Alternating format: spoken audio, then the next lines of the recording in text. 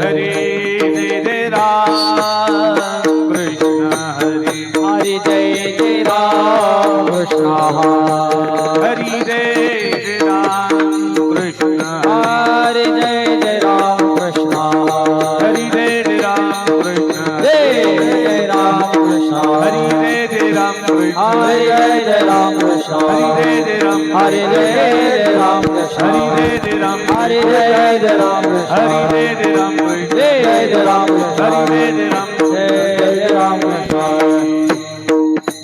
जय Ram hello hello कासे पितांबर कर कटवारी ठेवून कर कटवारी ठेवून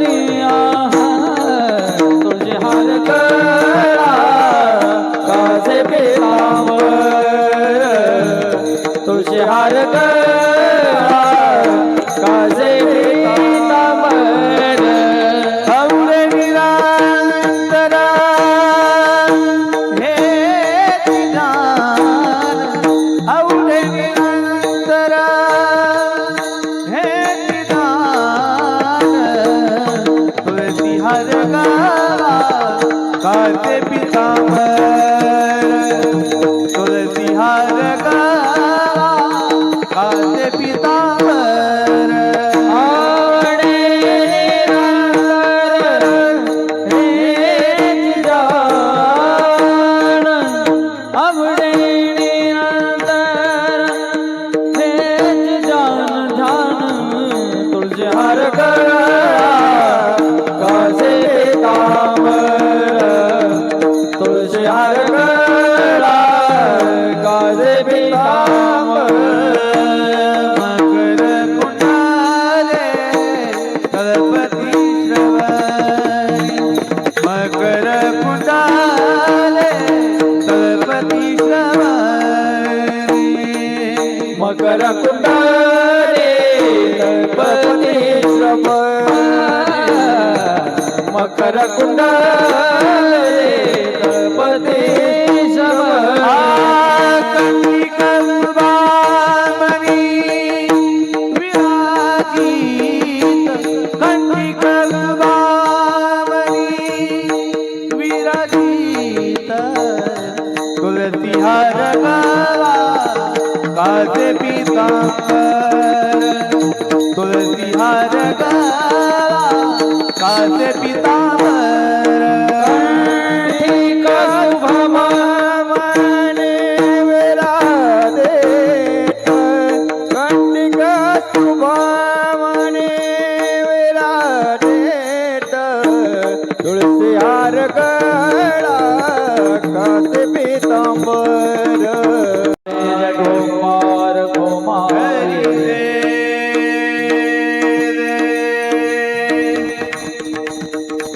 हरी जय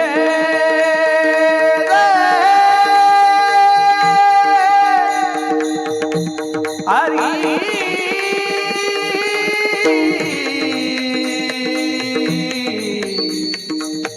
हरी जय ठोबार ठोबार घुमाई जय ठोबार घुमाई ठोबार जय ठोबार घुमाई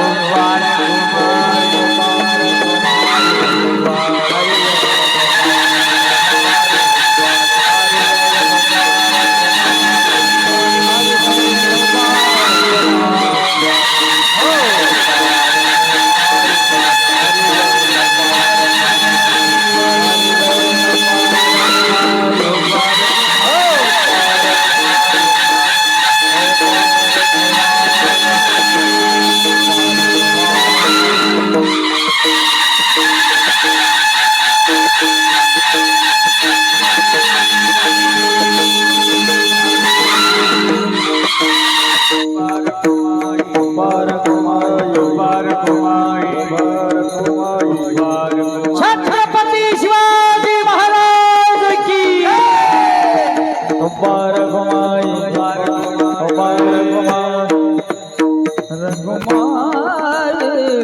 रे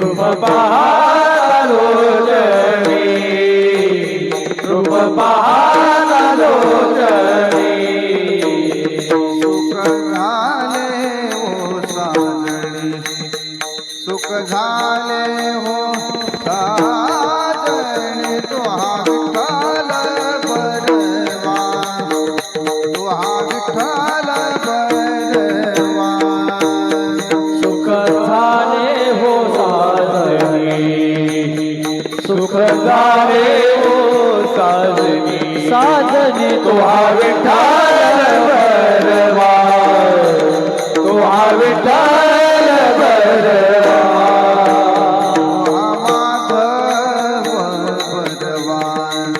तुहा माधव बरवा बरवा तुहा विठ्ठल बरवा तुहा विठ्ठल बरवा माधव बरवा तुहा माधव बरवा तुहा विठ्ठल बरवा तुहा विठ्ठल बरवा सुकृताची जोडी बहुता सुकृताची जोडी बहुता सुकृताची जोडी जोडी बहुता सुकृताची जोडी म्हणून विठ्ठली आवडी म्हणून विठ्ठली आवडी आवडी तुहा विठ्ठल बरवा तुहा विठ्ठल बरवा म्हणून विठ्ठली आवडी म्हणून विठ्ठली आवडी तुहा विठ्ठल बरवा तुहा विठ्ठल बरवा तुहा माधव बरवा तुहा माधव बरवा बरवा तुहा विठ्ठल बरवा तुहा विठ्ठल बरवा तुहा माधव बरवा तुहा माधव बरवा बरवा तुहा विठ्ठल बरवा तुहा विठ्ठल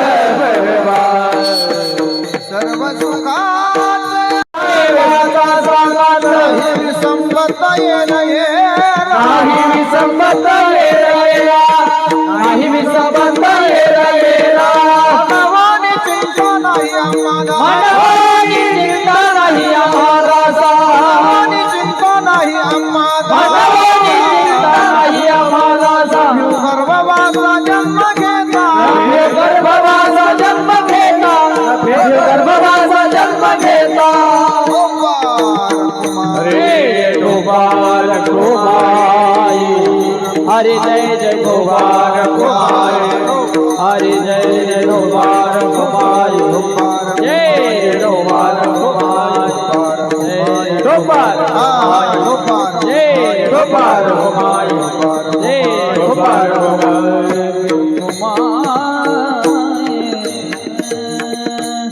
हॅलो हरिभक्त पारायण भजन सम्राट मिलिंदजी महाराज त्यांना साथ करतील हरिभक्त पारायण श्री हरी महाराज हरी महाराज अतिथी देव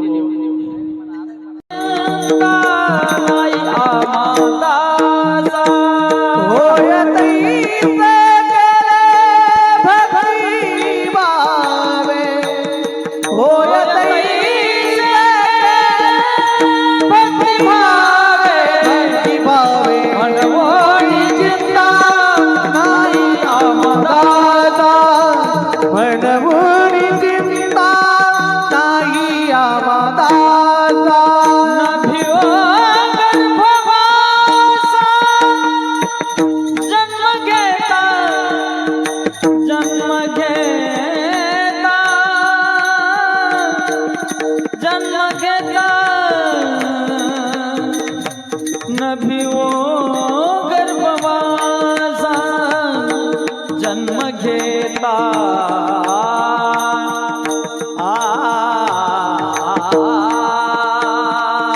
जन्म घेता नभियो गर्भवासा जन्म घेता नभियो गर्भवासा जन्म घेता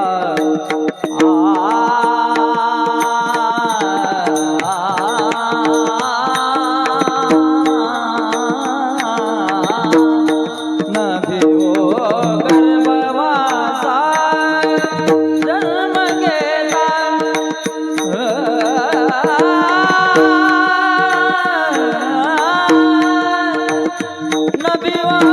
नभियो गर्भवासा नभियो गर्भवासा जन्म घेता नभियो गर्भवासा जन्म घेता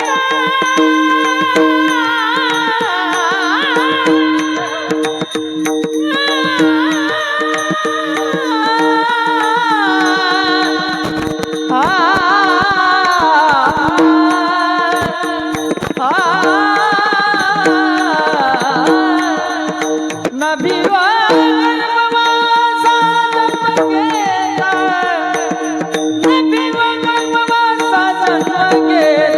मन बोल चिंता नाही आमदासा मन बोल चिंता नाही आमदासा गर्भवासा जन्म घेता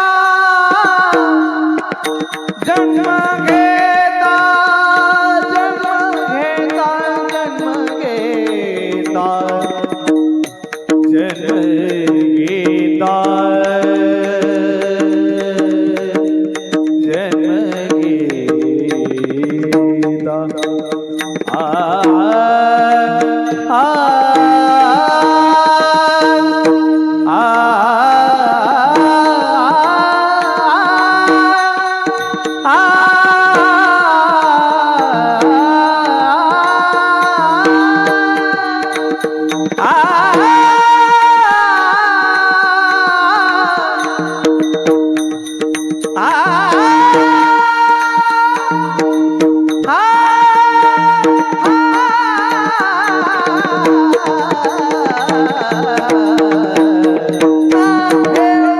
गर्भवासा जन्म घेता नभियो गर्भवासा जन्म घेता नभियो गर्भवासा जन्म घेता मन होई चिंता नाही आमदासा मन होई चिंता नाही आमदासा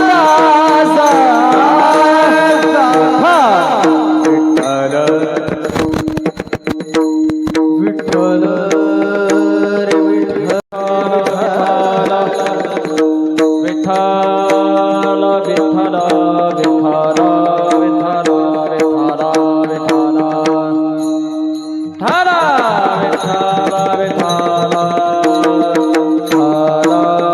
विठ्ठल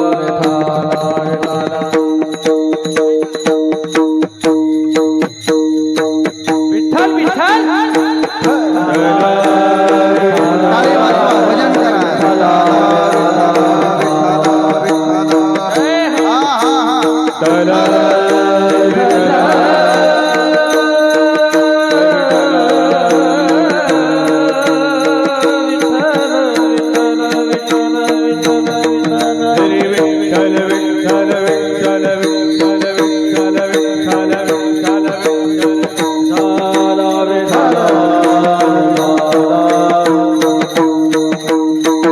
टाळी वाजवा, भजन करा.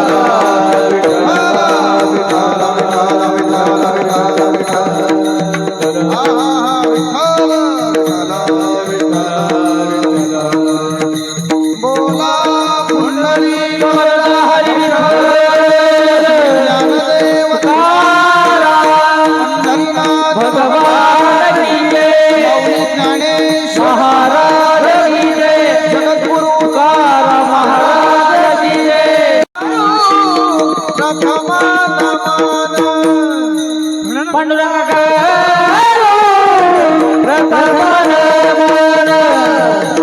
पांडुरंगा करू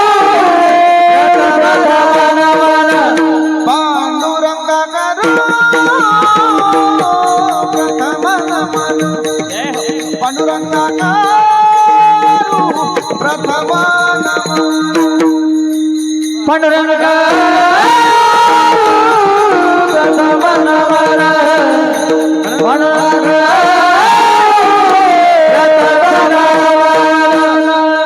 हरी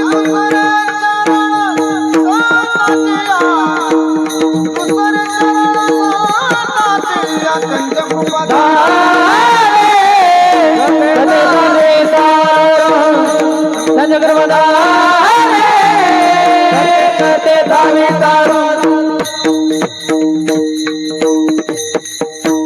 बाबाजी सद्गुरु दास तुका जयांचे केलिया स्मरण होय सकळ विद्यांचे अधिकरण तेचे वंदो श्री चरण श्री गुरूंचे ते नमस्कारोनी आता नमो सद्गुरु तुकया ज्ञानदीपा नमो सद्गुरु सच्चिदानंद रूपा नमो सद्गुरु भक्त कल्याण मूर्ती नमो सद्गुरु भास्करा पूर्ण कीर्ती सेवे लागी सेवा का झालो सेवे लागी सेवा का झालो सेवे लागी सेवा का झालो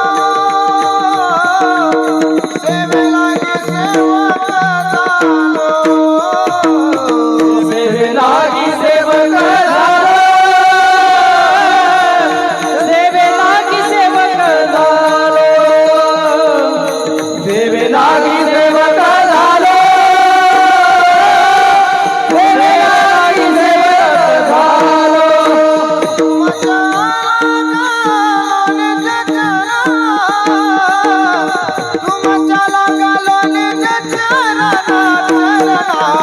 अहो स्वामी तुकया देवा अहो स्वामी तुकया देवा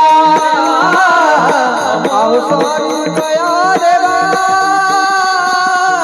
अहो स्वामी तुकया देवा सेवे लागी सेवक झालो तुझ्या लागणीचे चरण अहो स्वामी तुकया देवा यावरी नंकरावा भेरू यावरी नंकरावा भेरू यावरी नंकरावा भेरू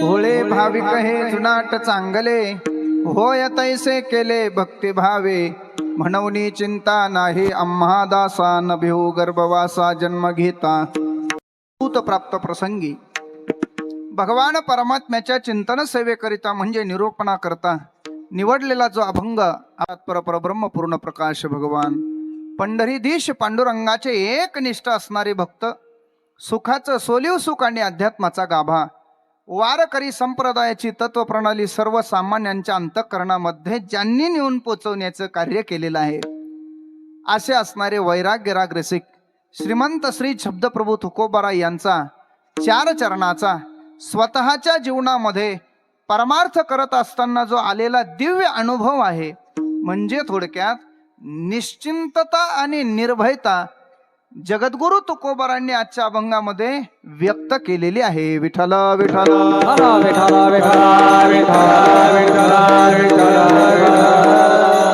तुकोबाराय आपल्या जीवनामध्ये साधनेच्या दृष्टीने मिळालेला जो अनुभव आहे, जी निश्चिंतता प्राप्त झालेली आहे, जो निर्भयता हा भाव प्राप्त झालेला आहे, तो निर्भयता भाव आणि निश्चिंतता हा भाव अभंगामध्ये प्रतिपादन करतात. भोळे भाविक हे जुनाट चांगले होय तैसे केले भक्ती भावे म्हणून चिंता नाही आणि म्हणून भय नाही, ही निश्चिंतता आणि निर्भयता आहे. आणि म्हणून अतिशय गोड चिंतनीय अभंग तुमच्या सर्वांच्या समोर भगवान चौरंगीनाथांच्या या परमचरणांच्या सेवेकरिता अभंग घेतलेला आहे. विठ्ठल विठ्ठल विठ्ठल विठ्ठल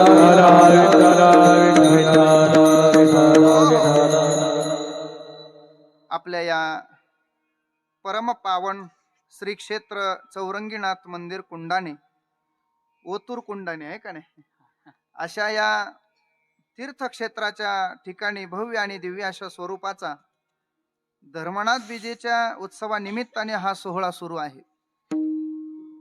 हा सोहळा सुरू होत असताना जवळजवळ 41वे वर्ष आहे का नाही, म्हणजे आपलं सुवर्ण महोत्सवाकडे आपली वाटचाल सुरू आहे. अतिशय भव्य आणि दिव्य अशा स्वरूपाचा हा सोहळा आहे. अनेक थोर थोर साधू महापुरुषांच्या पदस्पर्शाने पावन पुनीत झालेली ही भूमी आहे. इकडच्या बाजूला म्हणजे पश्चिम दिशेकडे आपल्या जर पाहिलं तर भगवतीचं वास्तव्य आहे आणि आपल्या जवळ चौरंगीनाथांचं वास्तव्य आहे. आणि म्हणून अतिशय भव्य दिव्य स्वरूपाचा हा सोहळा आहे. या सोहळ्यामध्ये आता प्रथमतः तुम्हाला प्रश्न पडला असेल, फोटो तर भगव्या फेट्यावाल्याचा आहे आणि बाबा तर सफेद फेटा बांधून आलेला आहे, काय कारण आहे? त्याचं कारण एकच आहे, काल्याचा बाबा पहिल्या दिवशी आला आणि पहिल्या दिवशीचे बाबा काल्याला येणार आहेत. त्याचं काय कारण आहे? त्याचं कारण असं आहे, 18 तारखेपासून तर पुढे 15 दिवस सद्गुरु जोग महाराज वारकरी शिक्षण संस्थेच्या वतीने दरवर्षी एक 25 विद्यार्थ्यांची निवड होऊन आणि संस्कृत शिबिराचं आयोजन दिल्ली या ठिकाणी आद्यगुरु शंकराचार्यांच्या वतीने असतं.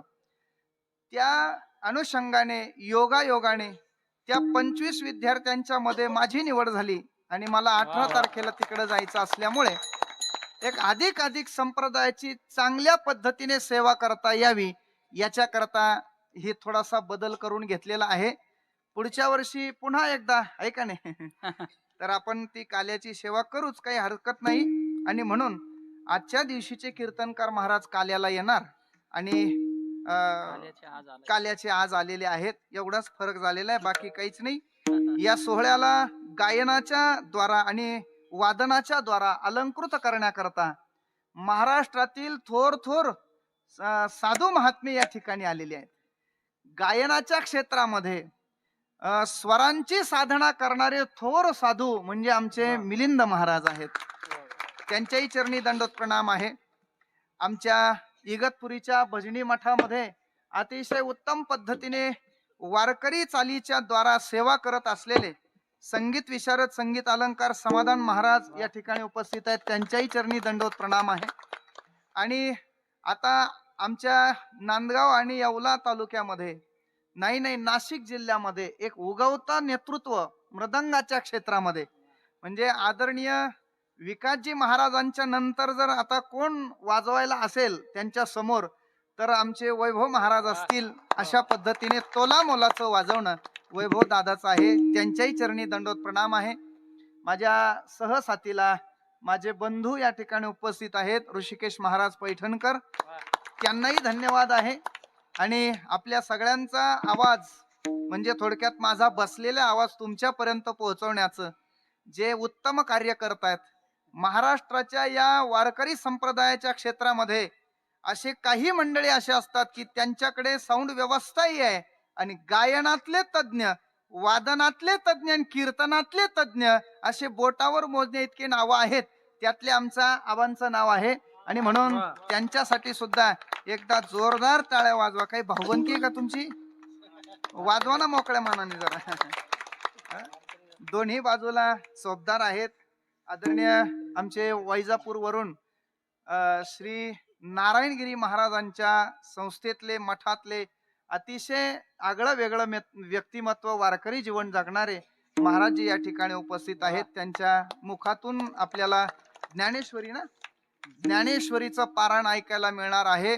आणि म्हणून आपण सगळे या ठिकाणी उपस्थित असलेले देवरूप श्रोते सज्जन मंडळी, उपस्थित चोपदार महाराज, इकडच्या बाजूला चोपदार बालगोपाल मंडळी आणि ज्यांनी या परिसरामध्ये हनुमते संध्याकाळी आणावं लागतात धरून, पण आपले तरुण मात्र चांगले आहेत, चांगल्या ठिकाणी जागृत झालेले असल्यामुळे मी आपल्या सर्व तरुणांचं आणि ज्येष्ठ श्रेष्ठ व्यक्तींचं या ठिकाणी अभिनंदन करतो, स्वागत करतो आणि आपल्याला संकल्पित वेळेमध्ये अभंगाच्या संबंधाने बोलण्याचा प्रयत्न करतो. या नारदाच्या गादीहून सर्वांना वंदन. मस्तक हे पायावरी या वारकरी संतांचा, या वारकरी संतांचा. मस्तक हे पायावरी वारकरी संतांचा, वारकरी संतांचा, वारकरी संतांचा.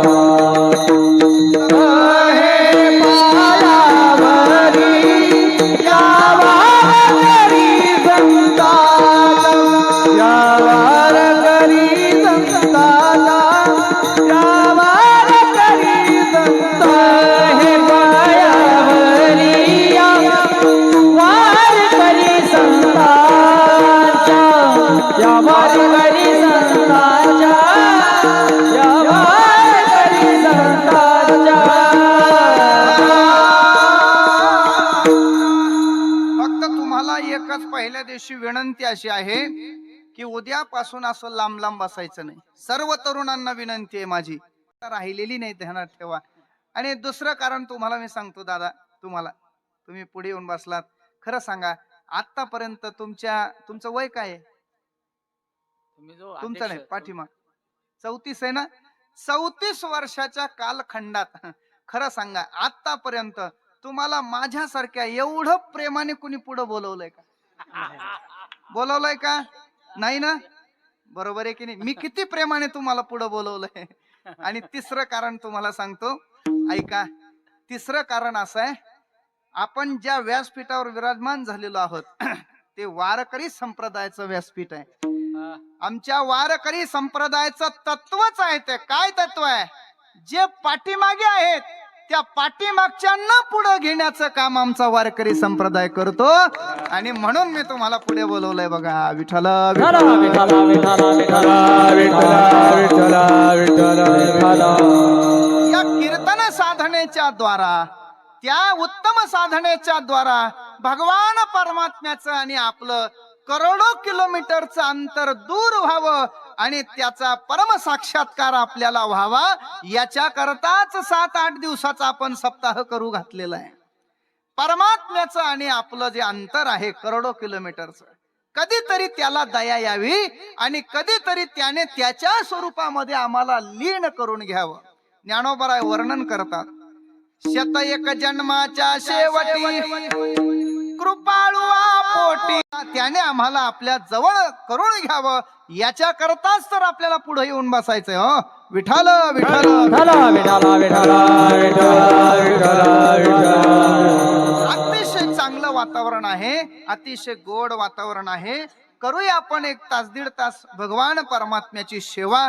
ऐका, आज जो अभंग आपण सेवेकरिता निवडलेला आहे त्या अभंगाच्या द्वारा, साधनेच्या द्वारा मिळालेली निश्चिंतता आणि निर्भयता व्यक्त करतात. विठ्ठल विठ्ठल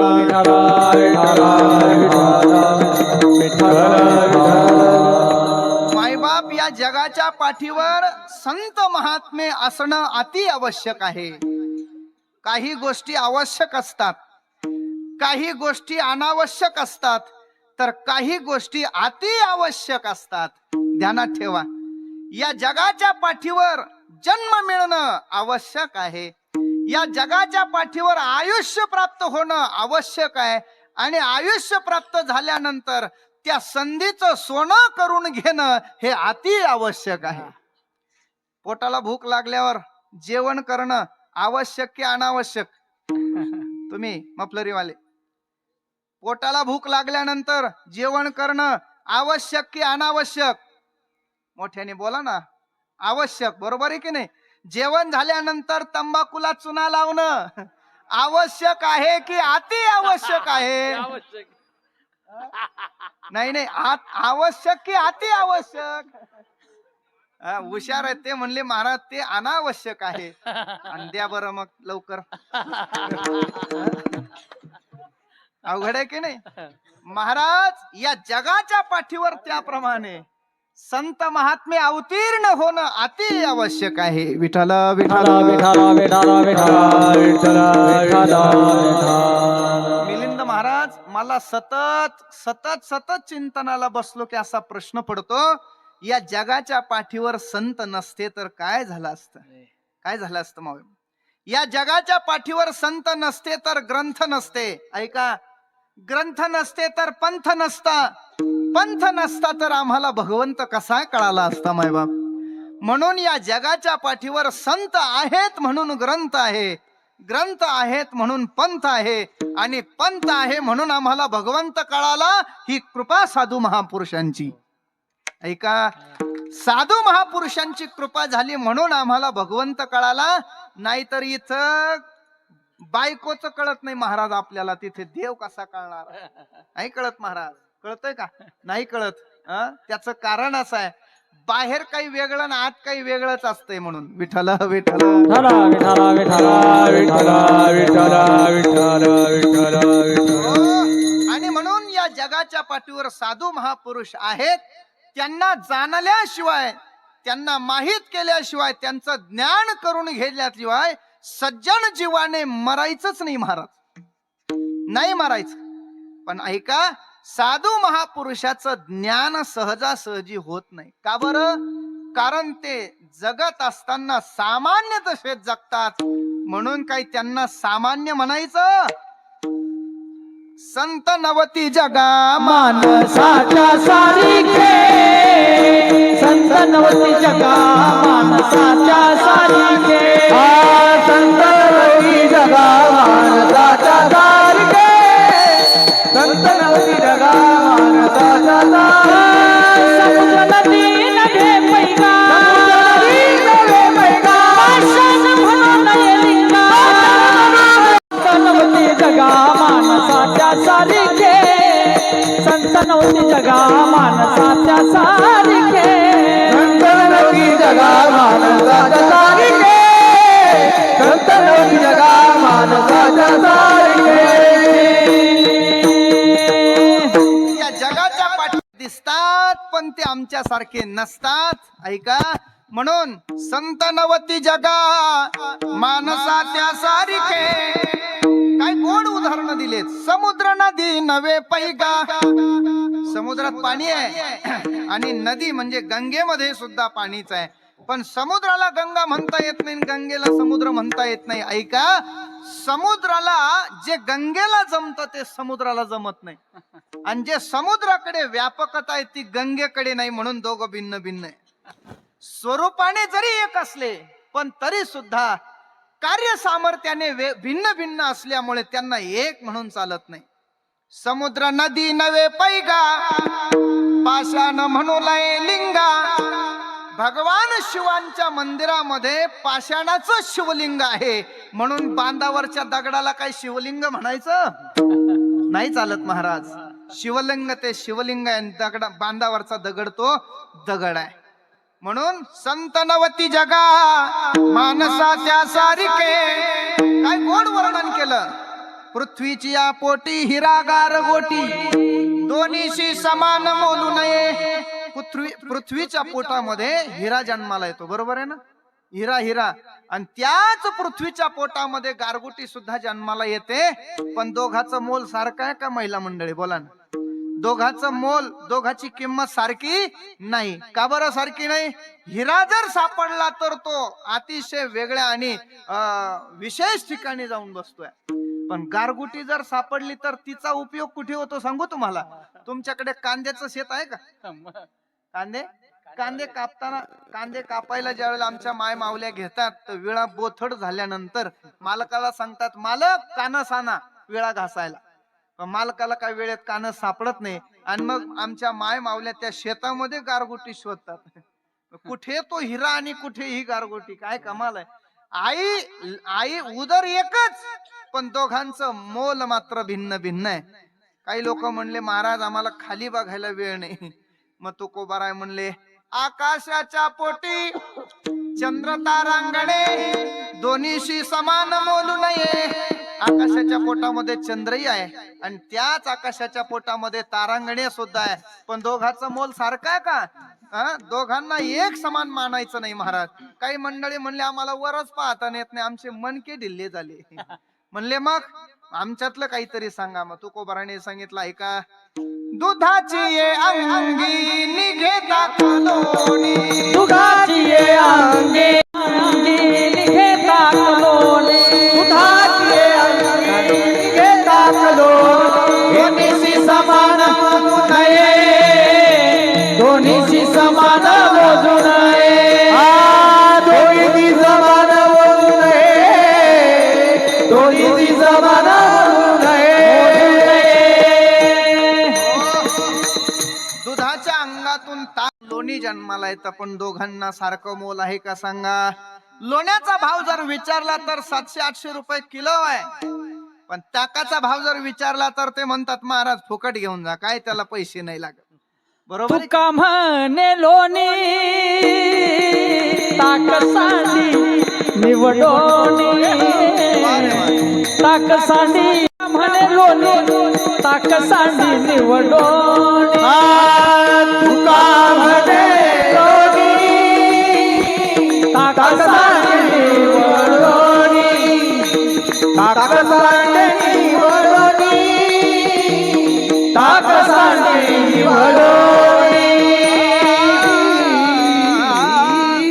आता मात्र काही लोक म्हणले आम्ही पिशवीचं दूध पितो आणि पिशवीच्या दुधात ना साई येते ना दूध ना लोणी येतं ना तूप येतं, ते काय आम्हाला कळत नाही, आणखी सांगा.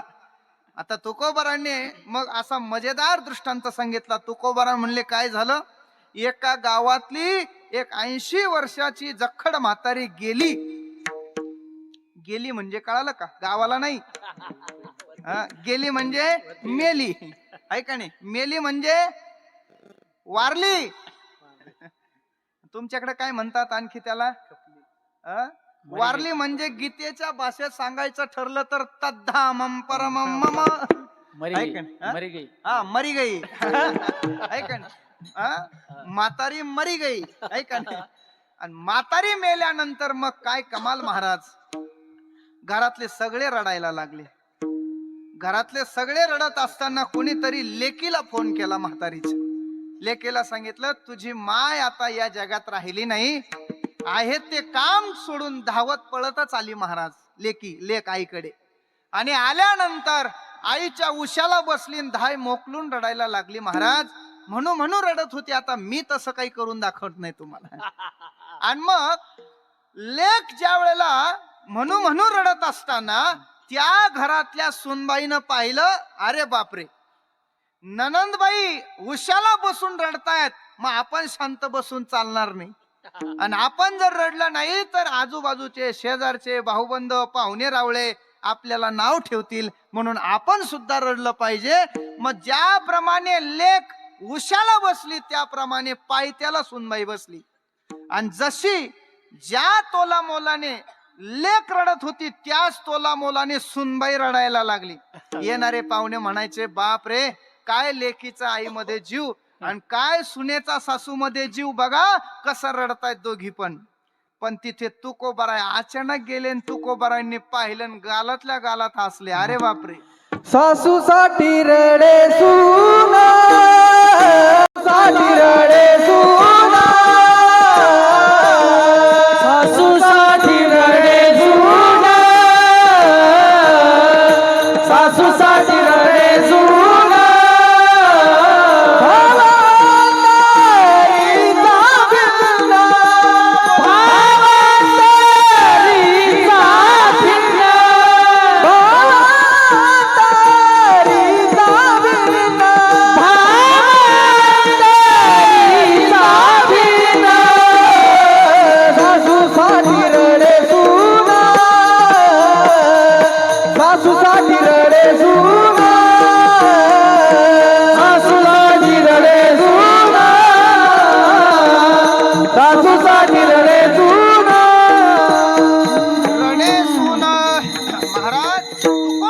पाहिलं तुकोबारांना खरं गमक कळालं. आणि तुकोबाराय बोलले, सासू साठी रडे सुन, भाव अंतरीचा भिन्न. महाराज, सासूसाठी लेक, आईसाठी लेकही रडायला लागली आहे आणि सासू करता सून सुद्धा रडायला लागली. पण दोघातला रडण्याचा भाव मात्र भिन्न भिन्न आहे. आईसाठी रडेले का भावांतरीचा एक भावांतरीचा एक भावांतरीचा एक ताटी रडेले का भावांतरीचा एक भावांतरीचा एक भावांतरीचा एक. वा वा वा. आईसाठी रडे लेक. आई गेल्याचं दुःख लेकीला फार मोठं आहे. कारण लेकीच्या जीवनातलं माहेरचं माहेर पण गेलं. ध्यानात ठेवा, माहेरी तोपर्यंत मजा आहे. कुठपर्यंत? जोपर्यंत माहेरामध्ये मायबाप जिवंत आहे तोपर्यंत. ज्या दिवशी माहेरातली आई गेली त्या दिवशी माहेरचं माहेर पण संपून जातं. विठ्ठल विठ्ठल. म्हणून लेकीनं आई करता रडणं योग्य आहे, पण सासू करता सून रडायला लागली. तुकोबाराय म्हणले खोटी खोटी. खरं सांगा तुम्ही, इथं भरपूर सुना बसलेल्या आहेत. खरं सांगा, सासू गेल्यानंतर आपल्याला खरंच दुःख होतं का? कशा गालात हसल्या बघा. सासू गेल्यानंतर भरपूर सुना आहे तिथे. सासू गेल्यानंतर खऱ्या अर्थाने सुनबाई म्हणत असती बरी झाली एकदाची खपली, पण मात्र लोकांच्या करता रडावं लागतं. बरोबर आहे की नाही? समाज काय म्हणेल याच्या करता तिला लटका का होईना रडावं लागतं. तुकोबारांनी त्यातला भाव भिन्न करून टाकला. भाव अंतरीचा भिन्न. म्हणून दोघी रडत जरी सारख्या असल्या तरी सुद्धा दोघींना सारखा दर्जा द्यायचा नाही. विठ्ठल विठ्ठल.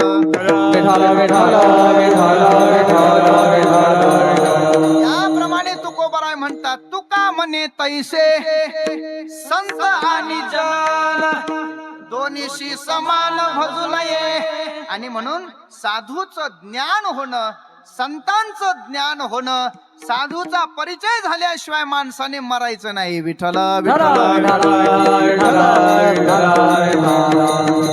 साधू महात्म्याला जाणण्याकरता शास्त्राने दोन पर्याय आमच्या समोर ठेवलेले आहेत. एक, अंतरंगाने त्या महात्म्याला जाणून घ्या. आणि दुसरं, बाह्य रंगाने त्या महात्म्याला जाणून घ्या. पंचदशी मध्ये तेच आणि दोन मार्ग सांगत असताना एक भाव मूल्याने जाणून घ्यायचं आणि दुसरं वस्तू मूल्याने जाणून घ्यायचं. वस्तू मूल्य काय आणि भाव मूल्य काय हे अगोदर जाणून घ्या. वस्तू ही वस्तू असते, पण वस्तूच्या ठिकाणी जी असलेली जी भावना आहे ते त्या वस्तूतलं भावनिक मूल्य आहे. उदाहरणार्थ घ्यायचं ठरलं तर आमचे वैभव महाराज मृदंग वाजवतात आणि मृदंग वाजवता वाजवता मोबाईल पण बघतात. पण मृदंग वाजवत असताना त्यांच्या समोर जो मोबाईल आपलं मृदंग आहे तो मृदंग पाहिला तर तो काष्टाचा आहे. कशाचा आहे? काष्ट म्हणजे लाकडाचा आहे. बरोबर आहे की नाही? वस्तू मूल्याने त्याच्याकडे बघाल तर लाकूड दिसेल, पण त्या लाकडाकडे जर भावनिक मूल्याने जर पाहिलं तर तो लाकूड नाही, तर त्याला त्याच्यात तुम्हाला नाद ब्रह्माचं दर्शन होईल महाराज. हो, भावनिक मूल्य त्याचं आहे. हार्मोनियम आहे. वस्तू मूल्याने पाहिलं जर लाकडाची पेटी दिसते, पण त्याच्यात भावनिक मूल्याने जर पाहिलं तर त्या पेटीमध्ये तुम्हाला सरस्वतीचं दर्शन होईल. बरोबर आहे की नाही? आणखी तुमच्यातलं सांगू का? पखवादन पेटीचं सोडून द्या. यांच्याकडे वस्तू मूल्याने जर पाहिलं तर बाई दिसेल. नीट ऐका बर का, नीट बसा तुम्ही. चूल केली काय लगेच? वस्तू मूल्याने यांच्याकडे पाहिलं तर बाई दिसेल. वाक्य नीट ऐका. पण यांच्याकडे वस्तू मूल्याच्या ऐवजी भावनिक मूल्याने जर पाहिलं तर तुम्हाला त्या बाईमध्ये तुम्हाला जन्माला घालणारी आई दिसेल. काय गोड आहे महाराज. बरोबर आहे की नाही? म्हणजे वस्तू मूल्य आणि भावनिक मूल्य कळालं तुम्हाला. आणखी तुम्हाला सांगतो का, वस्तू मूल्य आणि भावनिक मूल्यातला फरक काय आहे? एकदा काय झालं, महात्मा गांधीजी ट्रेनने प्रवास करायला लागले. ट्रेन कळाली ना तुम्हाला? ट्रेनने प्रवास करत म्हणजे रेल्वेने प्रवास करत असताना भरधाव वेगाने धावणारी रेल्वे गांधीजी असे सीटवर बसलेले होते, डोक्यात टोपी घातलेली होती. अचानक वाऱ्याची झुळूक आली, डोक्यातली टोपी उडाली. डोक्यातली टोपी उडाली तर डायरेक्ट गाडीच्या खाली जाऊन पडली. आता त्या गाडीमध्ये प्रत्येक डब्यात अशी व्यवस्था आहे बघा. काही आपत्कालीन घटना घडली तर त्या गाडी थांबवण्याची व्यवस्था प्रत्येक डब्यात आहे. चौबदार कस काय गाडी थांबवता येते? चैन ओढल्यावर. बरोबर, हुशार आहे चौबदार तुमचे. चैन ओढली म्हणजे साखळी ओढली की गाडी काय होते? थांबते. बरं मला सांगा, एखाद्या वेळेला मजेनं साखळी ओढून गाडी थांबवली तर चालेल का? नाही चालणार. ऐका नाही, दंड होईल. म्हणून काही आपत्कालीन घटना घडली तर त्याच वेळेला त्याची व्यवस्था आहे. मग काय झालं, गांधीजींची टोपी खाली पडल्यामुळे गांधीजींनी चैन ओढली, गाडी थांबली. गाडी थांबल्यानंतर गांधीजी खाली उतरले, आपली टोपी जी पडली होती ती घेतली, डोक्यात घातली ना आपल्या सीटवर येऊन बसले. मग काही 2-5 मिनिटांनी अधिकारी येऊ लागला, प्रत्येकाला चौकशी करू लागला. का हो, तुम्ही साखळी ओढली का चौबदार? नाही ना ओढली. तुम्ही ओढली का? नाही. तुम्ही ओढली का मृदंगाचार्य महाराज? तुम्ही साखळी ओढली का? चौबदार तुम्ही ओढली का? सगळे नाही नाही म्हणायला लागले. शेवटी गांधीजींच्या समोर येऊन उभा राहिला अधिकारी. का हो, तुम्ही साखळी ओढली का? तर गांधीजी हे सत्यवादी असल्यामुळे ते म्हणले, हो हो मीच साखळी ओढली. का बरं साखळी ओढली तुम्ही? म्हणले, काही नाही, माझी टोपी खाली पडली होती, ती घेण्यासाठी मी साखळी ओढली. लालबुंद झाला अधिकारी. अधिकारी म्हणला, लाज नाही वाटत तुम्हाला असं म्हणायला? खुशाल तुम्ही साखळी ओढली, एवढी मोठी गाडी थांबवली. अरे 1.5 दमडीच्या टोपी करता तुम्ही एवढी गाडी थांबवली, तुम्हाला काही कसं वाटत नाही? नको नको ते बोलला आणि बोलता बोलता सीमा पार झाली आणि गांधीजींनी त्याच्या तोंडाला बोट लावलं. बस, माझ्या टोपीपर्यंत आला ना, आता शब्द वर काढायचा नाही. आणि मग त्यावेळेला त्या अधिकाऱ्याला गांधीजी बोलू लागले. म्हणले, अरे वेड्या, तुझ्या करता ती 1.5 दमडीची असेल, पण माझ्या करता ती माझ्या भारताची शान आहे, भारताची ओळख आहे. आता लक्षात आलं असेल तुमच्या. वस्तू मूल्याने टोपीकडे पाहिलं तर आजही टोपीला काही फारसा किंमत नाहीये. बरोबर आहे का नाही? आमच्या मिलिंद महाराजांनी घातलेली मंचर टोपी आहे, त्या टोपीला 35 रुपये लागतात बरं का. आमची वारकऱ्याची, आपली गरीबाची टोपीला 15-20 रुपये लागतात. आणि लग्नातल्या टोपी तर इथं काही काढीत नाही मी आता, आहे का? म्हणजे अगदी ₹1-2 रुपयापासून तिला सुरुवात होते. कशाच्याच कामात येत नाही महाराज. ती मासे धरायला सुद्धा कामाला येत नाही, अशी ती लग्नातली टोपी आहे. म्हणजे थोडक्यात वस्तू मूल्याने त्या टोपीला आजही काही किंमत नाहीये. पण भावनिक मूल्याने जर पाहिलं तर कीर्तनात एखादा बिगर टोपीचा जर दिसला तर खालचे शहाणे माणसं म्हणतात, ए टोपी घाल आणि मग कीर्तनात उभा राहा. ही टोपीची किंमत आहे. विठ्ठल विठ्ठल.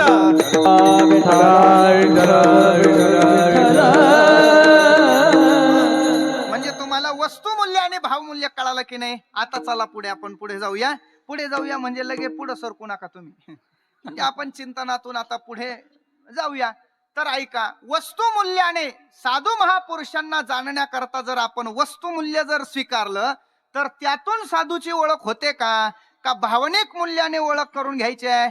ऐका, तुलनात्मक चर्चा आपली चालू आहे बरं का. इथे तुलना करायची महाराज. वस्तू मूल्य की भाव मूल्य, ही तुलना करत असताना मला असं वाटतं, तुलना करत असताना 2 गोष्टीची तुलना होत असते.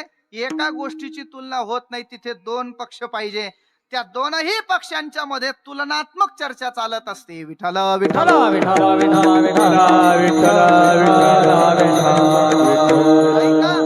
आपण तुलना करत असताना तुमच्या ओतूरचं आणि पंढरपूरचं तुलना करून पाहूया. तसं ओतूरचं काही गाथ्यामध्ये नाही, त्यामुळं इथलं नको.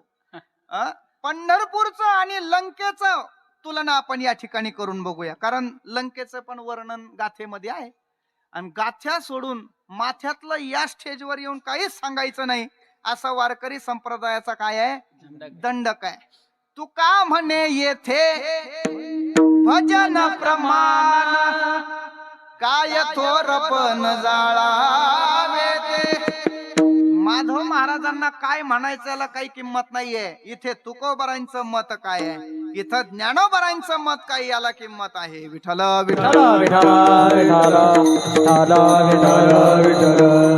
आता मला तुम्हाला परत एकदा प्रश्न विचारू का? मफलरीवाले विचारू का? मला सांगा, गोड उत्तर द्या. नदी काठच्या जमिनीला जास्त भाव असतो का समुद्राच्या काठच्या? नदी काठच्या जमिनीला भाव जास्त असतो. आता बदलायचं नाही बरं. नदी काठच्या जमिनीला भाव जास्त असतो. चोपदार, तुमचं काय मत आहे?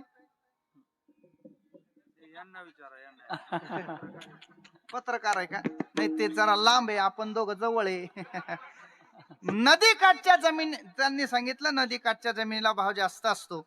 आता कल्पना करा, म्हणजे समजा कल्पना करा, माझी नदी काठची म्हणजे नदी काठी, तुमच्याकडे गिरणा आहे का? गिरणा नदी आहे. गिरणा नदीच्या काठावर माझी 10 एकर जमीन आहे असं समजा बर का. तशी नाहीये, समजा आहे. आणि मग गिरणा नदीच्या काठावर जमीन असल्यामुळे कधी पाणी येतं, कधी येत नाही, केलं तर पाण्यात जातं, कधी बिगर पाण्याचं वाळून जातं. मग असं मला वैताग आला, असं वाटलं ही 10 एकर नदी काठची जमीन विकावी आणि समुद्राच्या काठावर जमीन घ्यावी. 10 एकर होईल का हो? मुंबई सारख्या ठिकाणी भाऊच्या धक्क्याला होईल का 10 एकर? नाही होणार ना. मग आता सांगा, नदी काठच्या जमिनीला भाव जास्त का समुद्राच्या काठच्या? बोला ना. बदलले का? याच्यामुळेच वाटोळ झालं महाराष्ट्राचं. ऐका नाही, ऐका, समुद्राच्या काठच्या जमिनीला भाव जास्त आहे. इथं 10 एकराचे जेवढे पैसे येणार तेवढे पैसे तिथे 1 गुंठ्याला, म्हणजे 1 गुंठा सुद्धा होणार नाही एवढा भाव समुद्राच्या काठी आहे. बरोबर आहे की नाही? मग आता मला सांगा, नदी काठी राहणारा पंढरपूरचा पांडुरंग आणि समुद्राच्या काठी राहणारा लंकेचा राजा रावण. आता मला सांगा, नदी काठी राहणारा श्रीमंत का समुद्राच्या काठी राहणारा श्रीमंत?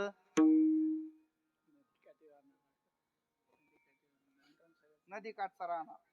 आता तर सांगितलं नदी काठच्या जमिनीला भाव कमी आहे म्हणून. आता नदी काठच्या पेक्षा समुद्राच्या काठची ज्याची जमीन आहे तो श्रीमंत असायला पाहिजे की नाही? बरोबर आहे की नाही? हे नाही ना कळालं? पुढे ऐका, पुढे ऐका, पुढे ऐका. नदी काठी राहणारा पंढरपूरचा पांडुरंग आहे आणि समुद्राच्या काठी राहणारा कोण आहे? लंकेचा रावण आहे. नदी काठी राहणारा पांडुरंगाचं वर्णन करत असताना असं गाथ्यामध्ये केलेलं आहे, संत वाङ्मयामध्ये. भीमा तिरी एक वसविले नगर, त्याचे नाव पंढरपूर रे. तेथील मोकासी 4 भुजा त्यासी, बाईला 16,000 रे. काय वर्णन केलेलं आहे? भीमा तिरी एक वसविले नगर, त्याचे नाव पंढरपूर रे. आणि मग पंढरपूर गावामध्ये तेथील मोकासी, मोकासी या शब्दाचा अर्थ असा आहे सरपंच. सरपंच म्हणजे पंढरपूरचा सरपंच कोण आहे? पांडुरंग परमात्मा. विठू पाटील त्याचे नाव असं म्हटलेलं आहे की नाही? म्हणजे पंढरपूरचा पाटील सरपंच कोण आहे? बोला ना. पांडुरंग परमात्मा आहे. पण त्याच्या तुलनेत रावणाचा जर विचार केला तर रावण म्हणजे काय? ग्रामपंचायत सदस्य नाहीये, मग नगरसेवक आहे का? नाही ना महाराज. मग आमदार आहे का? नाही ना. खासदार आहे का? लंकेचा तो राजा राजा आहे. आता मला सांगा प्रामाणिकपणाने, सरपंच मोठा का पंतप्रधान मोठा? झोपले का काय तुम्ही? सरपंच मोठा का पंतप्रधान मोठा? पटकन सांगा, तुमचं काय मत आहे? सरपंच मोठा का पंतप्रधान? पंतप्रधान मोठा आहे. आता याला आणखी बळकट बनवायचं आपल्याला, तर त्याच्या पुढे आणखी तेथील मोकासी 4 भुजा त्याशी. रावणाचं आणि पांडुरंगाची तुलना आपल्याला करायची आहे ना. म्हणजे आता सरपंचापेक्षा तो राजा मोठा आहे. ऐका नाही. आता पुढे ऐका, तेथील मोकासी 4 भुजा त्याशी, म्हणजे त्या पांडुरंगाला किती भुजा आहे? चतुर्भुज आहे, 4 हात आहेत आणि 1 मुख आहे. त्या तुलनेत शरीर सृष्टीची जर तुलना केली तर याच्यापेक्षा त्या बाबाला 5 पटीनं शरीर सृष्टी मोठी आहे. याला 4च हात आहे आणि एकच मुख आहे. त्याच्या तोंडाचा जर विचार केला तर त्याला तोंड किती येतो? 10 तोंड आहेत. आणि एक तोंड आणि 2 हात जरी धरले तर 20 हात झाले. किती? 20 हात झाले. म्हणजे याच्यापेक्षा 4 पंच 20, म्हणजे 5 पटीनं त्याला हात जास्त आहेत. आता मला सांगा, एक मुखावाला आणि 4 हातावाला मोठा का 10 तोंडावाला आणि 20 हातावाला मोठा? बोला ना. नाही का ध्यानात आलं? आणखी पुढे ऐका. तेथील मोकासी 4 भुजा त्याशी बायला 16,000 रे. म्हणजे याला किती बायका आहेत? 16,108 पत्न्या आहेत. पण त्याचंही वर्णन गाथ्यात आलेलंच आहे ना महाराज. ते काय मी माझ्या खिशातलं सांगतोय का? रावणाचं वर्णन करत असताना 80 सहस्र जया सुंदर कामिनी असं वर्णन आलेलं. 80 सहस्र सुंदर कामिनी आहे त्याला. 80 सहस्र म्हणजे किती? 80,000. बरोबर आहे ना? माझं गणित कच्च आहे जरा. 80,000 बायका आहे त्याला. बरं, त्या पण अशा नाही पाती जिलबीकडं मागती लाडू. सुंदर कामिनी असं म्हटलेलं आहे. 80,000 बायका त्याच्याकडे. आता याच्याकडे किती आहेत? 16,000. आणि त्याच्याकडे किती आहेत? 80,000. म्हणजे 16 पंच किती झाले? 16 पंच 80 झाले की नाही? 16 पंच 80 म्हणजे 5 पटीनं त्याला बायका सुद्धा जास्त येतो. मग आता मला सांगा, 16,000 वाला मोठा का 80,000 वाला मोठा? बरोबर आहे की नाही? 80,000 वाला मोठा की नाही? आता ऐका, त्याच्याही पुढे आणखी विचारतो तुम्हाला. आमचे वारकरी पंढरपूरला जाताना आषाढी वारीला त्या दूध पंढरीच्या पुढे निघाले. त्या सांगोल्याच्या पुलावर गेले त्या चौकात. तिथे गेल्यानंतर पांडुरंगाचा कळस दिसला की सगळे म्हणायला सुरुवात करतात, झळझळीत सोन सळा, झळझळीत सोन सळा, झळझळीत सोन सळा, झळझळीत सोन सळा,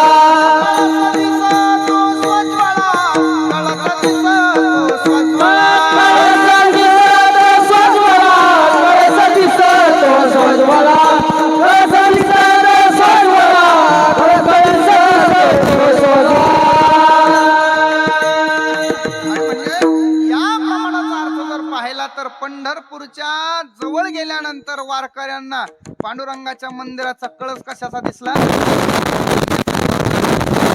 तांब्याचा दिसला. अहो, सोन्याचा दिसला. म्हणजे थोडक्यात पांडुरंगाच्या मंदिराचा कळस कशाचा आहे बाबा? सोन्याचा आहे. म्हणजे कळस ज्याचा फक्त सोन्याचा आहे. पण त्या सोन्याचं वर्णन इकडच्या बाबाचं केलं तर काय वर्णन आहे मोठं महाराज. बरोबर आहे की नाही? शुद्ध कांचनाची सप्तकोटी, शुद्ध कांचनाची सप्तकोटी, शुद्ध कांचनाची सप्तकोटी, शुद्ध कांचनाची सप्तकोटी, कोटी घडते काशारी तांब्याची, कोटी घडते काशारी तांब्याची, कोटी घडते काशारी तांब्याची, सप्तकोटी, शुद्ध कांचनाची सप्तकोटी, शुद्ध कांचनाची सप्तकोटी, शुद्ध कांचनाची सप्तकोटी. काय गोड वर्णन आहे महाराज. कोटी घरे तेथे काशा आणि तांब्याची आणि नुसते सोन्याची. एक नंबर. एक नंबरच म्हणजे 24 कॅरेट. शुद्ध कांचनाची सप्तकोटी. महाराज 7 कोटी घर आहे तिथे. कशाचे? सोन्याचे आहेत. बर, सोन्याचे म्हणजे नुसतं नाव सोन्याचं नाही दिलेलं. विटा सोन्याच्या आहेत आणि त्या सोन्याच्या विटांमध्ये ते बांधलेलं आहे महाराज. बरोबर आहे की नाही? आता सोनं जर म्हटलं तर नाव ठेवायला सुद्धा माणसं घाबरायला लागले सोन्या. ऐका नाही, 1,40,000 रुपयापर्यंत सोनं. आता तर मी असं ऐकलेलं आहे जवळजवळ 2.25 लाखापर्यंत सोनं जाणार आहे. ऐका नाही, म्हणजे अवघडच आहे. तर एवढं सोनं त्याच्याकडे आहे. किती? त्याची लंकाच सोन्याची आहे. बरोबर आहे का नाही? त्याची लंका सोन्याची आहे. आता मला सांगा, ज्याचा कळस फक्त सोन्याचा तो मोठा, का ज्याची लंकाच म्हणजे नगरीच सोन्याची आहे तो मोठा? मिलिंद महाराज काय म्हणतात तुमचं? बरोबर आहे की नाही? ज्याची लंका सोन्याची आहे तो मोठा आहे. बरोबर आहे ना? तुमचं काय मत आहे? ज्याची लंका सोन्याची आहे तो मोठा आहे. मग आता एक काम करा, पंढरपूरची वारी बंद करा, लंकेची चालू करा. जमल का हो? नाही जमणार, नाही जमणार. महाराज, वस्तू मूल्याने जर पाहिलं तर पंढरपूर पेक्षा दर्जा लंकेला मोठा आहे. पण भावनिक मूल्याने जर पाहिलं तर लंका किती जरी विकसित झालेली असली पण तरी सुद्धा पंढरपूर सारखं मोठं या जगाच्या पाठीवर काहीच नाही. बरोबर आहे की नाही? म्हणून असं वर्णन आहे महाराज, पंढरपूरचं भावनिक मूल्य काय आहे? पहिले नवते चराचर, पहिले नव्हते चराचर, नवते चराचर, पहिले नव्हते चराचर, तेव्हा होते पंढरपूर, तेव्हा होते पंढरपूर, तेव्हा होते पंढरपूर, तेव्हा होते पंढरपूर, तेव्हा होते पंढरपूर. पहिले काहीच नव्हतं त्याही वेळेला पंढरपूर होतं. या पंढरपूरचं भावनिक मूल्य आहे. पहिली नव्हती गोदा गंगा, पण त्याही वेळेला तेव्हा होती चंद्रभागा. आणखी सांगू, परमात्म्याने राहण्याकरता जे वैकुंठ निर्माण केलेला आहे त्या वैकुंठाच्याही पेक्षा अगोदर पंढरी नगरी तयार केलेली आहे. आधी रचिली पंढरी मग वैकुंठ नगरी, मग वैकुंठ नगरी, मग वैकुंठ नगरी, आधी रचिली पंढरी मग वैकुंठ नगरी, मग वैकुंठ नगरी, मग वैकुंठ नगरी, आधी होती पंढरी, रचिली पंढरी मग वैकुंठ नगरी, मग वैकुंठ नगरी, मग वैकुंठ नगरी. वैकुंठ नगरी म्हणजे काय गोड वर्णन आहे महाराज. काय पंढरपूरचा दर्जा आहे. आधी रचली पंढरी आणि मग वैकुंठ नगरी. महाराज, या मृत्यू लोकामध्ये भू वैकुंठ म्हणजे काय असेल तर ते पंढरपूर क्षेत्र आहे. विठ्ठल विठ्ठल विठाला विठाला विठाला विठाला. आणि असा पंढरपूरचा महिमा आम्हाला कळाला वस्तू मूल्याने की भावनिक मूल्याने? बोला ना. वस्तू मूल्याने पंढरपूरचा महिमा कळाला का भावनिक मूल्याने? वस्तू मूल्य संतांचं काय असेल तर संतांचं वस्तू मूल्य तुकोबाराने आपल्या स्वतःच्या भाषेत सांगितलं. काय बोलतात तुकोबाराय? तुकोबाराय म्हणतात, ऐक आमचं वस्तू मूल्य.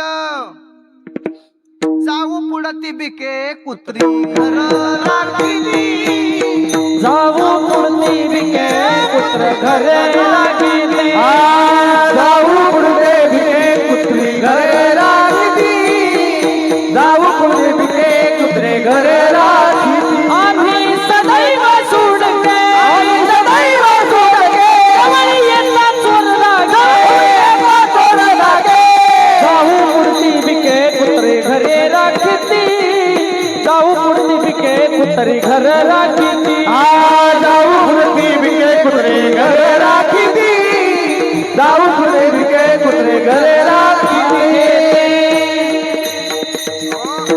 काय तुकोबारांचं वस्तू मूल्य आहे? तुकोबाराय म्हणतात, आम्ही सदैव सुडके, जवळ येता चोर धाके. अरे म्हणले, आमच्या समोर जर चोर आले तर ते रस्ता बदलून घेतात. का बरं रस्ता बदलून घेतात? म्हणले, आमच्यामुळे त्या चोरांनाही अडचण वाटते. एक दिवस असा प्रसंग निर्माण झाला महाराज. चोर असे चोरी करायला निघाले तर नेमकाच ते 5-7 जणांची टोळी असेल, त्यातला एक अचानकच त्याचा पाय मुरगळला आणि तो कमी झाला. तर मग रस्त्याने चालता चालता आपले तुकोबराय चालले होते. मग ते चोर म्हणले, अरे याला घ्या, आपल्याला भरती म्हणून याला घ्या, कुठंतरी कामाला येईल. आणि मग जगद्गुरु तुकोबारायांना बरोबर घेतलं. बरोबर घेतल्यानंतर मग ज्या सावकाराच्या बंगल्यावर चोरी करायची, माडीवर चोरी करायची, तर मग तिथं गेल्यानंतर सगळे असे वर पाहू लागले, खाली पाहू लागले. मग वर कोणाला पहिल्यांदा पाठवायचं म्हणले, अरे एक काम करा, याला पाठवा वर, आपल्यातला नवीन चोर आहे म्हणले, त्याला पहिल्यांदा पाठवा. आणि मग तुकोबारांना वरती पाठवलं. तुकोबाराय म्हणले काय आता, आणि मग तुकोबाराय वर गेले तर वरून तुकोबाराने असं पाहिलं त्यांच्याकडे, आता मला वर पाठवलं, पुढे काय आहे का नाही. आणि मग कारण तुकोबाराने कधी चोरी करायचा प्रसंगच नाही ना, पुढे काय आता, आता काय नेमकं रूपा पाहता घ्यायचं का सुंदरते ध्यान घ्यायचं सांगा. चोर म्हणले बाबा ते काही नाही, जे जडजड आहे ते असं खाली फेका म्हणले. आणि मग काय त्यांना असं वाटलं जडजड म्हणल्यावर चांगलं काहीतरी फेकेल. पण तुकोबाराने फेकायला सुरुवात केली. तिथं वरवंटा होता, तिथं पाटा होता, खलबत्ता मुसळी होती. असं तुकोबाराने खाली फेकायला सुरुवात केली. अरे म्हणले तसं नाही, मग जे हलका हलका असेल ते फेका म्हणले. मग तुकोबाराने गादी फेकली, उशी फेकली. अरे म्हणले हे काही कामाचं नाही. असं करता करता पहाटेचे 4 वाजले. आणि 4 वाजल्यानंतर तुकोबाराय म्हणले आपली ड्युटी संपली, आता माझा काकड्याचा टाइम झालेला आहे, आता मी काकड्याला बसणार. वरती माडीवरच पाहिलं देवघर तुकोबारायने, त्याच सावकाराचं. बिचारा तो आपलं बेडरूम मध्ये झोपलेला. तुकाराम महाराज देवघरात गेले, तिथं विणा होता, विणा घेतला, लावला विणा, आणि तुकोबाराने काकडा चालू केला. उठा पांडुरंगा दर्शन द्या सगळा, उठा पांडुरंगा दर्शन द्या सगळा, उठा पांडुरंगा दर्शन द्या सगळा, उठा पांडुरंगा दर्शन द्या सगळा.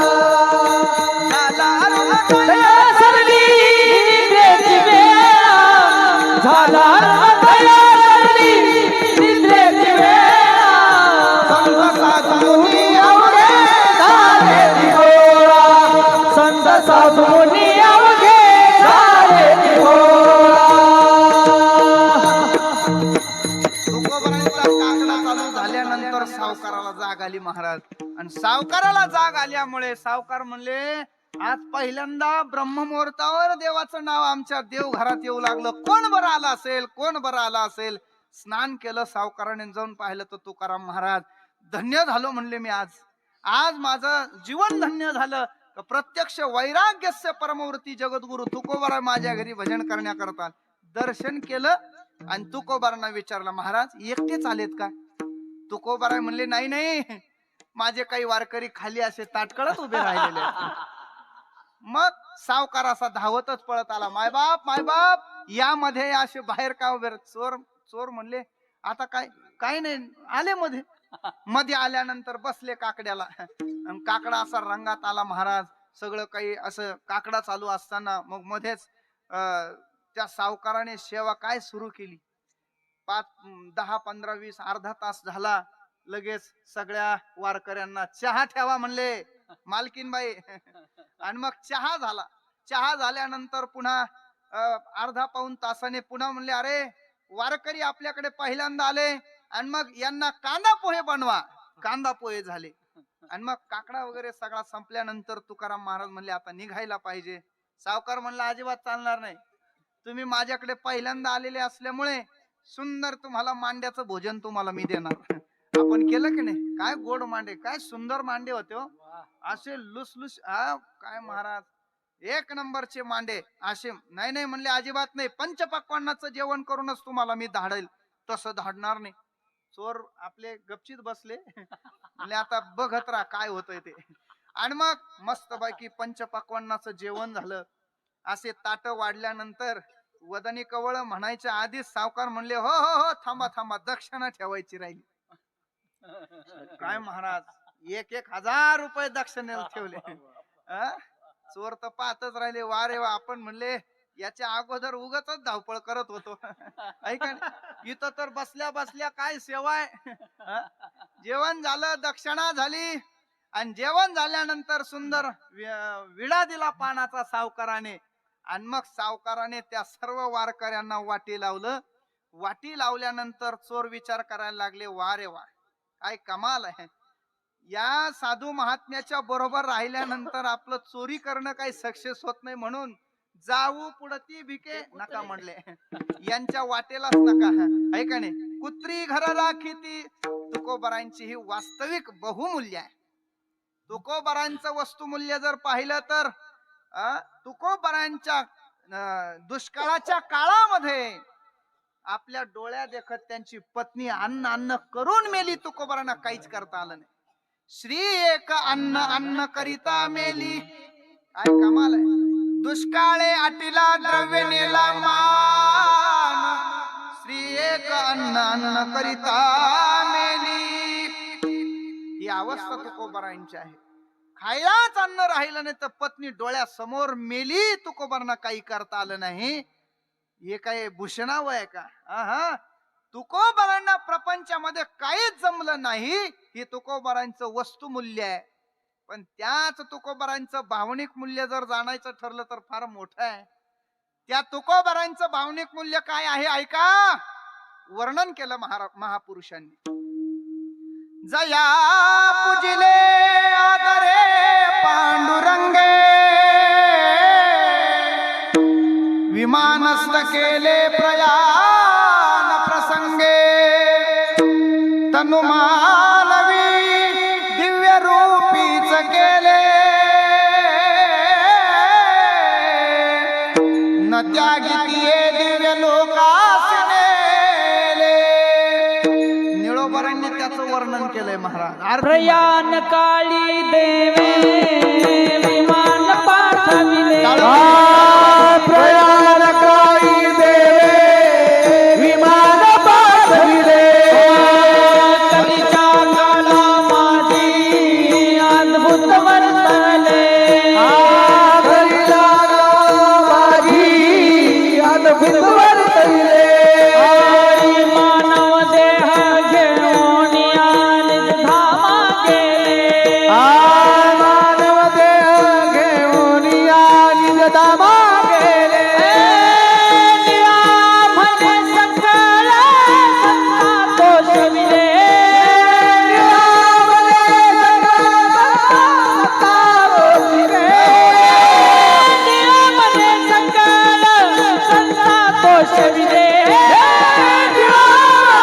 सकळ संतोषविले. जय जयाजी सद्गुरु स्वामी कृपया दातारा, जय जयाजी सद्गुरु स्वामी कृपया दातारा.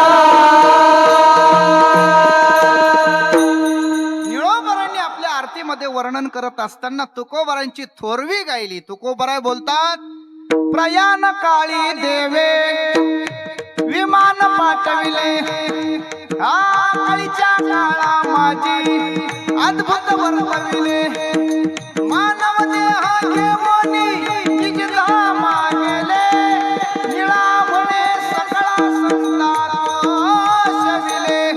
काय गोड वर्णन केलंय महाराज. या जगाच्या पाठीवर सदेह वैकुंठ गमन करणारा पठ्ठा म्हणजे तुकोबाराय आहेत. विठ्ठल विठ्ठल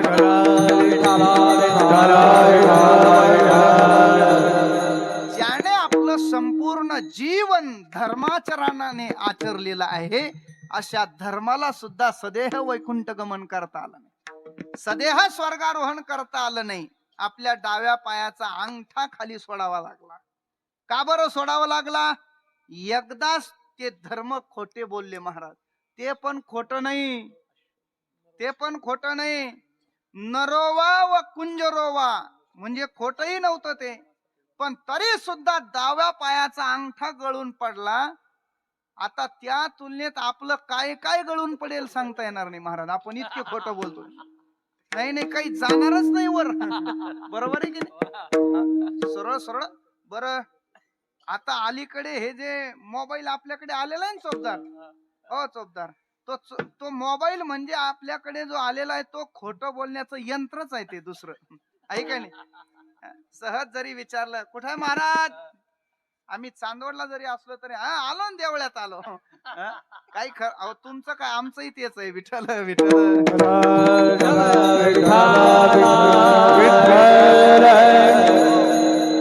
पण जगात जगाच्या पाठीवर एकमेव जगद्गुरु तुकोबारांनी क्रांती केली महाराज. सदेह वैकुंठ गमन केलं.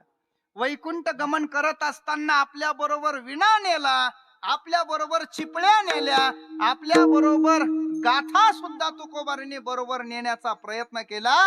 काय कमाल आहे, आपल्याला काहीच बरोबर नेता येणार नाही. आणि तो विणा देण्याकरता पुन्हा तुकोबाराय माघारी एकदा नाही, दोनदा नाही, तर तीनदा आले. एकदा विणा देण्याकरता आले, एकदा आपल्या मित्राचा शब्द पाळण्याकरता आले, म्हणजे आपल्या सख्याचा शब्द पाळण्याकरता आले, आणि तिसऱ्यांदा आपल्या मुली करता आले. विठ्ठल विठ्ठल असो, जगद्गुरु तुकोबाराय पहिल्यांदा आले ते विणा देण्याकरता. मग कुणाला विणा दिला म्हणले? निळोबारांना विणा दिला. निळोबाराय धरलं निळोबारायने.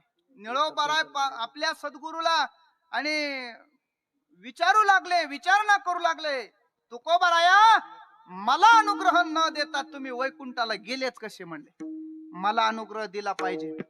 दावा करायला लागले निळोबाराय. निळोबारायने धरलं तर तिथे देवाला धाम यायला लागला. आणि देव म्हणले तुकोबाराय, अहो तुमचा शिष्य तुमचं स्मरण करू लागलेला आहे, तुम्हाला बोलवावं लागलेला आहे, पण तुम्हाला काही तिकडे जाता येणार नाही का? कारण या मृत्यू लोकाचा असा नियम आहे, एकदा का वरती आल्यानंतर पुन्हा माघारी जाता येत नाही. आणि मग कसं काय करायचं? तुकोबाराय म्हणले तुम्हीच बघा काय करायचं. देव म्हणले त्यात काय एवढं अवघड आहे, मी जातो. आणि मी जातो म्हणल्यानंतर असे देव निळोबारांच्या समोर उभे राहिले. निळोबा मी आलोय, जरा माग वळून बघा. त्यावेळेला निळोबाराय म्हणले, अरे बाबा तुला इथं कुणी बोलवलं? तुझ लागी बोलाविले कोणी, हेत तुझ लागी बोलाविले कोणी, पाठी द्यावा कोणी आला का? पाठी द्यावा कोणी आला का? तुझ लागी येथे बोलाविले कोणी, तुझ लागी येथे बोलाविले कोणी, प्रार्थना वाचून आला का? प्रार्थना वाचून आला. अरे इथं तुला कुणी बोलावलेलं आहे, तू कशा करता आलेला आहे?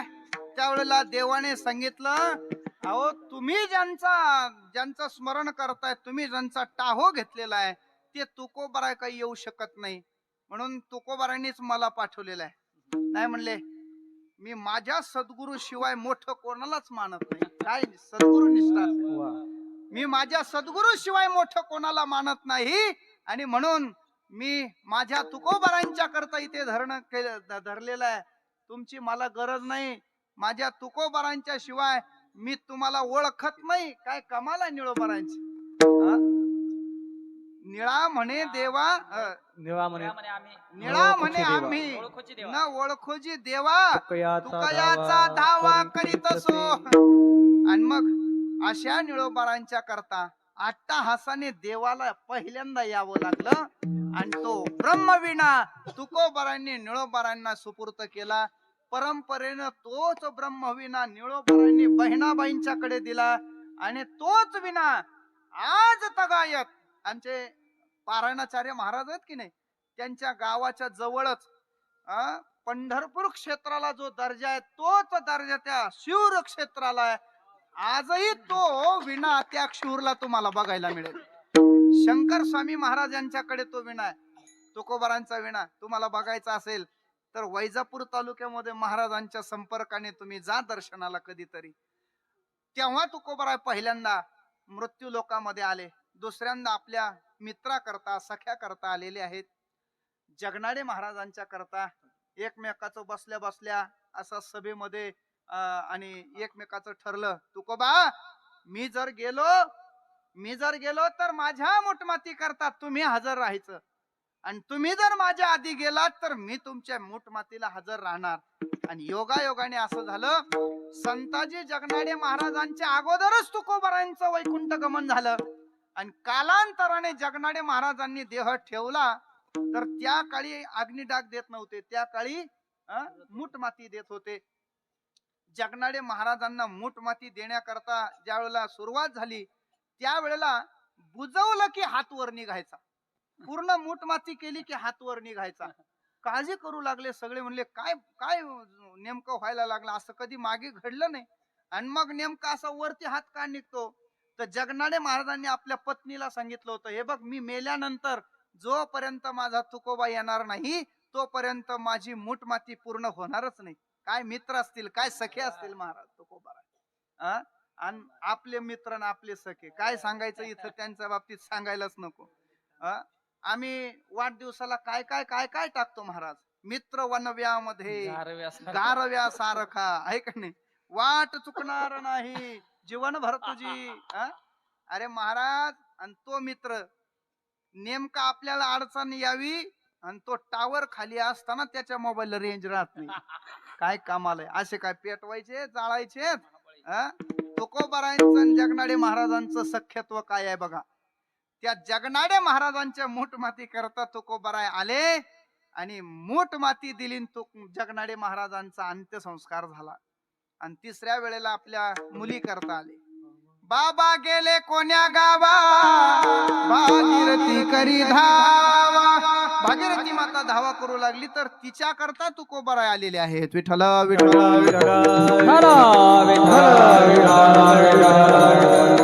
असे अधिकार संपन्न जगद्गुरु तुकोबाराय आपल्या जीवनामध्ये मिळालेली निश्चिंतता आणि आपल्या जीवनामध्ये मिळालेली निर्भयता व्यक्त करतात. आणि मग जगद्गुरु तुकोबाराय म्हणतात, मनवणी चिंता नाही, मनवणी भय नाही. आणि मग तिथे प्रश्न निर्माण होतो, महाराज का म्हणून तुमच्या जीवनामध्ये चिंता नाही, का म्हणून तुमच्या जीवनामध्ये भय नाही. तर त्या प्रश्नाचं उत्तर तुकोबारांनी पहिल्या चरणात दिलं. भोळे भाविक हे जुनाट चांगले, भोळे भाविक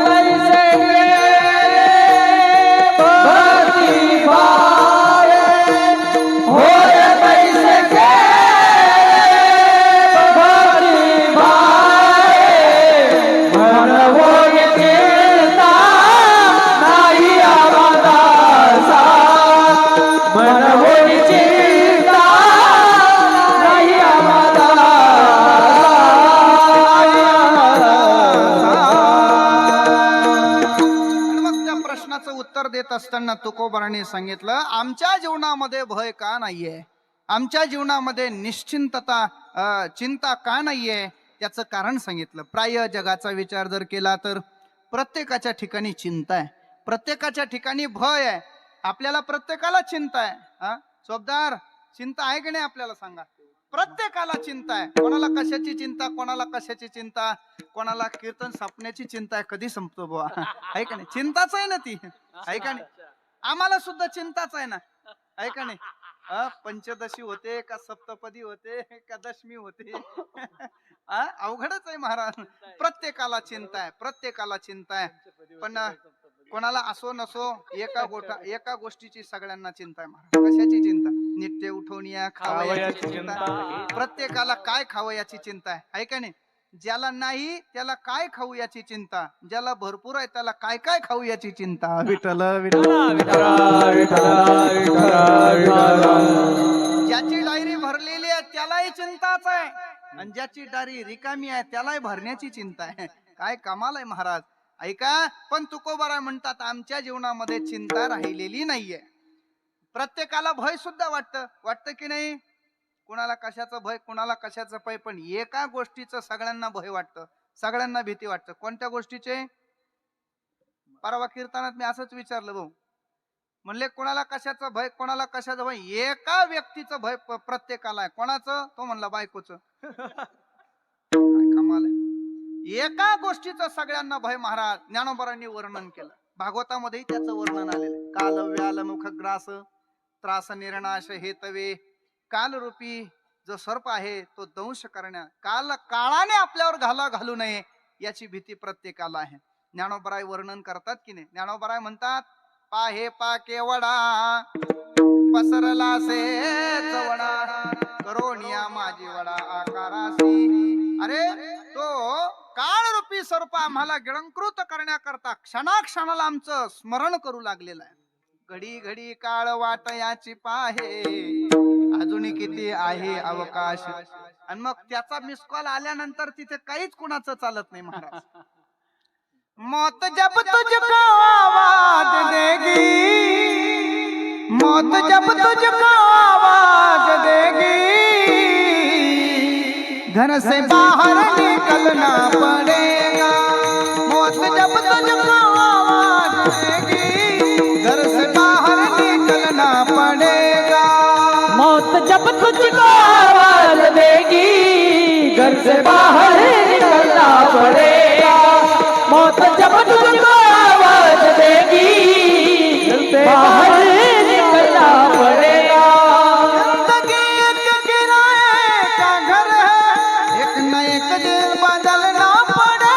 जब तुझको आवाज देगी, घर से बाहर निकलना पड़ेगा. मौत जब तुझको आवाज देगी, घर से बाहर निकलना पड़ेगा. सांझ के बाद होगा सवेरा, देखना है अगर दिल सुनहरा. पाँव फूलों पे रखने से पहले तुझको कांटों पे चलना पड़ेगा. याचा अर्थ असा आहे दादानो, याचा अर्थ असा आहे काळाच्या ताब्यातून आजपर्यंत कोणी सुटलेलं नाही. भीती वाटत असली तरी सुद्धा आणि भीतीरहित जीवन असलं तरी सुद्धा आपल्याला प्रत्येकाला मरणाची भीती आहे. विठ्ठल विठ्ठल तुकोबाराय म्हणतात मरणाची भीती आम्हाला नाही. का. कारण आमचं मरण आम्ही आमच्या डोळ्याने पाहिलेलं आहे. आपुले मरण पाहिले म्या डोळा. आम्ही आमचं मरण अगोदरच त्या मरणाला आम्ही मारून टाकलेलं आहे. जन्म मरणाची विसरलो चिंता, मरणाची विसरलो चिंता, मरणाची विसरलो चिंता, जन्म मरणाची विसरलो चिंता, राहिलो आनंदाची पायी, राहिलो आनंदाची पायी. जन्म मरणाची चिंता आता आम्हाला राहिलेली नाही. जन्म मरणाचं भय आता आम्हाला राहिलेलं नसल्यामुळे आम्ही आता काय झालेलो आहे, निश्चिंत झालेलो आहे. आता आम्ही निर्भय झालेलो असल्यामुळे आता आमच्या जीवनामध्ये आनंदच आनंद आहे. तुम्ही भोगणार कसे. महाराज म्हणले अरे तो आनंद आम्ही कसा भोगणार आणि किती भोगणार. महाराज म्हणले आपुलिया इच्छा करू गदारोळ, भोगू सर्व काळ सर्व सुखे. तो आनंद आम्ही सर्व काळ भोगू. आनंदे निर्भर डुल्लत असो, सर्व सुखल्यालो सर्व अलंकार आनंदे निर्भर डुल्लत असो. बरोबर आहे की नाही. आणि म्हणले महाराज हा आनंद तुम्ही लुटतायत हे खरं आहे, पण ते परम सुख प्राप्त, ते समाधान भोगण्याकरता, तो आनंद भोगण्याकरता देवाच्या